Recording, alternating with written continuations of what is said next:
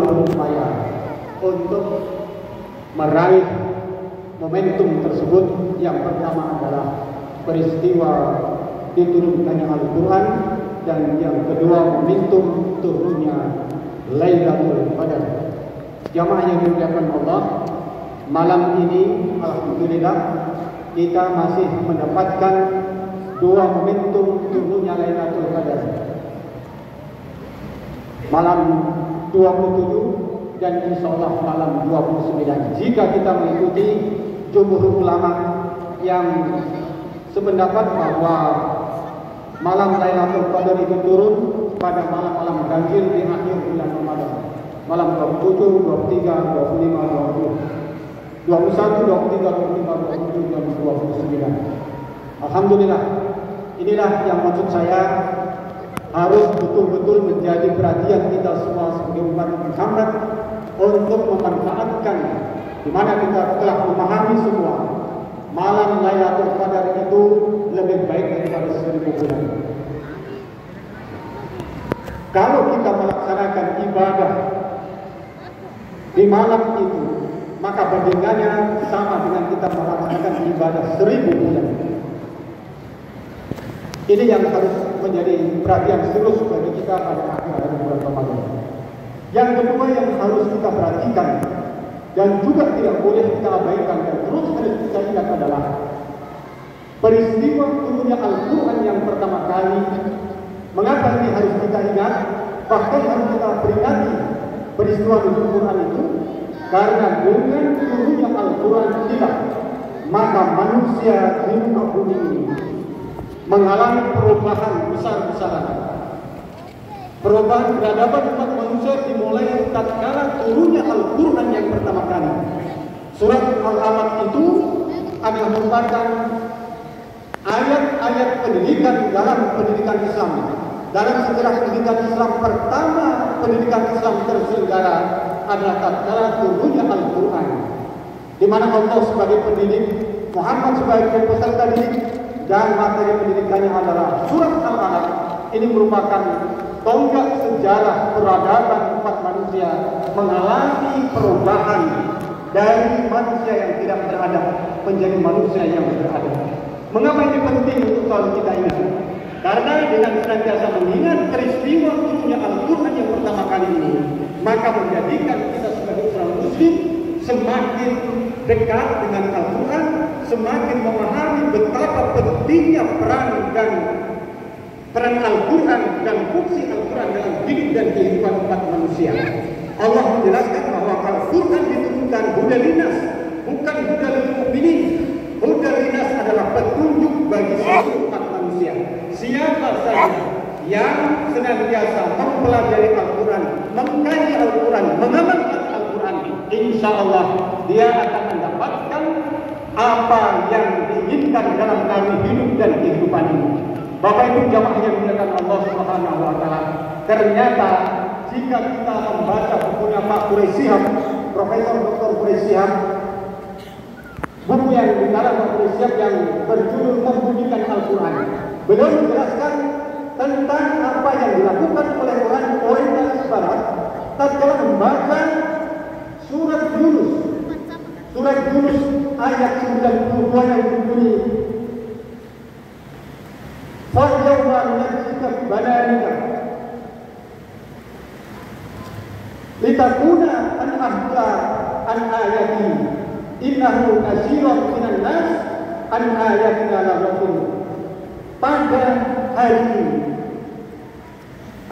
kami selamatkan jasadmu agar engkau menjadi pelajaran bagi manusia berikutnya.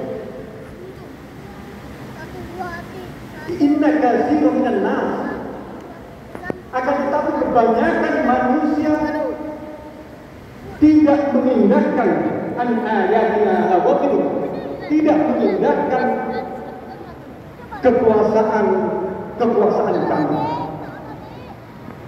Ayat ini tatkala dibaca orientalis itu berjanji, saya akan mengimani Al-Quran, saya akan mengakui kebenaran Al-Quran. Jika informasi tentang jasad Fir'aun utuh, Di dasar laut Merah saya teliti dan saya dapatkan dia garansi 3 bulan dia akan akui kebenaran Al-Quran. Apa yang terjadi? Belum cukup 3 bulan dia lakukan penelitian, dia dapatkan jasad Fir'aun di dasar laut Merah, dan orientalis inilah yang mengangkat jasad Fir'aun ke muka bumi lalu disimpan di museum Mesir, lalu terkenal sampai sekarang yang disebut dengan mumi. Ini yang mendapatkan adalah orientalis barat. Itu membuktikan bahwa kebenaran Al-Quran, siapa saja yang mengkaji, siapa saja yang mempelajari, walaupun dari orientalis, notabene adalah non-Muslim, tetapi karena sungguh-sungguh mempelajari Al-Quran sebagai petunjuknya, maka dia dapatkan, dan dialah orang yang mengangkat jasad Fir'aun utuh dan menjadi pelajaran bagi umat manusia. Jamaah yang dimuliakan Allah Subhanahu wa taala, ini menunjukkan bahwa kebenaran Al-Quran secara ilmiah, semakin maju ilmu pengetahuan dan teknologi, maka semakin nyata kebenaran Al-Quran Al-Karim. Sebagaimana Allah juga telah memberikan petunjuk dalam surat Al-Fil, alam tara kaifa fa'ala rabbuka bi ashabil fil, alam yaj'al kaidahum fi tadlil wa arsala alaihim tayrun ababil.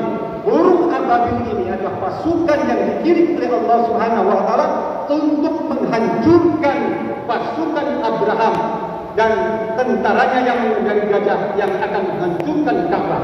Pada saat itu Rasulullah SAW lahir ke muka bumi ini, sehingga kelahiran Nabi itu disebut tahun kelahirannya sebagai tahun gajah, karena tatkala peristiwa itu Abraham mengendari gajah hendak menghancurkan Ka'bah, lalu dimusnahkan oleh Allah Subhanahu wa taala dengan pasukannya yang disebut dengan Tayrun Ababil min sijil, membawa batu-batu dari neraka dan dijatuhkan ke pasukan Abraham itu.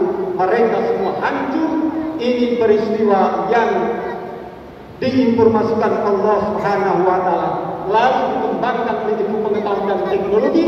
Saat ini terbukti, dan yang membuktikan itu ternyata juga orientalis barat, orang barat yang terkenal memajukan pengetahuan dan teknologi, di mana Tayrun itu dikaji lalu menjadi pesawat, sijil itu dikaji lalu menjadi bom, dan itulah yang digunakan untuk memusnahkan masa, termasuk laknatullah, orang-orang kafir yang telah membumi hanguskan umat muslim di Palestina.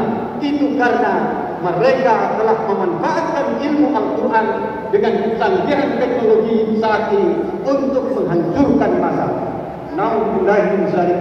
Hadirin jamaah taruh yang digunakan Allah Subhanahu wa taala. Ini yang harus menjadi perhatian kita sebagai seorang muslim. Sesungguhnya kebenaran Al-Quran tidak diragukan lagi, dan kitabul la raiba fihi hudal lil muttaqin, sehingga seluruh yang diwajibkan Allah dalam Al-Quran mutlak harus kita laksanakan, termasuk di dalam kita melaksanakan ibadah Ramadan ini. Terakhir ada kewajiban yang harus kita tunaikan. Khudz min amwalihim shadaqatan tutahhiruhum wa tuzakkihim biha. Ambillah sedekah zakat, karena dengan zakat itu akan membersihkan jiwa dan harta kalian.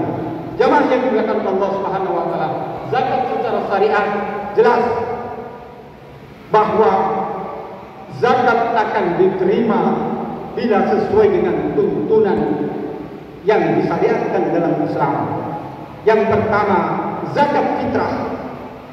Maka siapapun orangnya kecuali fakir miskin wajib membayar zakat. Nabi mengatakan bayi sekalipun yang lahir sebelum sholat Id dilaksanakan, maka wajib dizakatkan dirinya, karena memang zakat fitrah berfungsi sebagai pembersih jiwa kita, agar jiwa kita menjadi tentram, jiwa kita menjadi bersih. Maka zakat fitrah sebagai kewajiban yang harus kita keluarkan. Demikian juga zakat mal yang akan membersihkan harta yang kita miliki. Bila sudah cukup senisab, maka kita wajib zakatkan sebagaimana aturan yang telah ditetapkan 2,5% dari harta yang kita miliki kita keluarkan zakatnya.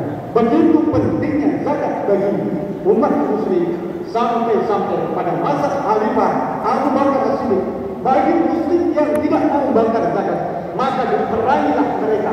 Ini menunjukkan bahwa Allah mewajibkan untuk kita membayar zakat.